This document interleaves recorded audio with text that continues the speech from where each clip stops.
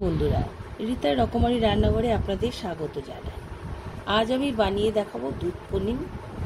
আমার লাগছে উপকরণ: পনির 250 গ্রাম, আপনাদের যতটা লাগবে ততটা নেবে।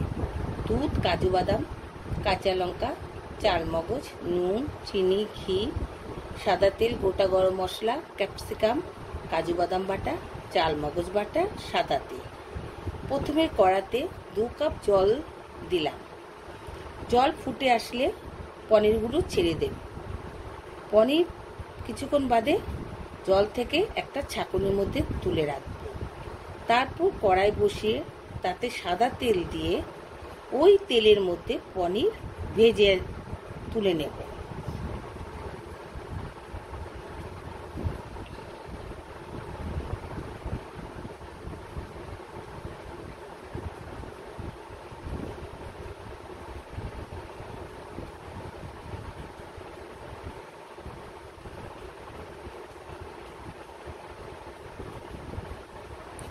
ওই গরম তেলে গোটা গরম মশলা, তেজপাতা ফোড়ন দেব, দিয়ে নাড়াচাড়া করে ওই ফোড়নের মধ্যে এক এক করে কাজু বাদাম বাটা, চালমগজ বাটা, কাঁচা লঙ্কা, নুন, চিনি, ক্যাপসিকাম সব মশলা ছেড়ে দিয়ে গ্যাস কম করে দিয়ে নাড়াচাড়া করতে হবে।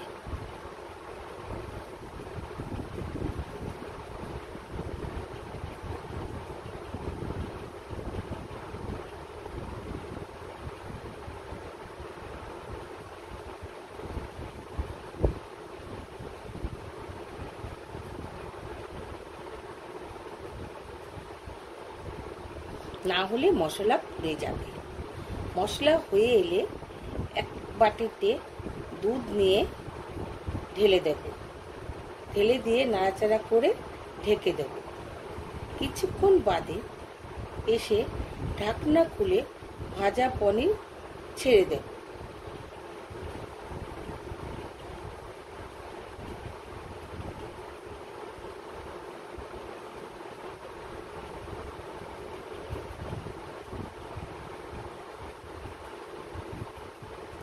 নামানোর আগে ঘি, গরম মশলা দিয়ে নামিয়ে ফেলব। রান্নাটি আমার ভালো লাগলে আমার চ্যানেলটি সাবস্ক্রাইব করতে ভুলবেন না। ভিডিওটিতে লাইক, কমেন্ট, শেয়ার করবেন। আবার দেখা হবে অন্যদিন। ধন্যবাদ।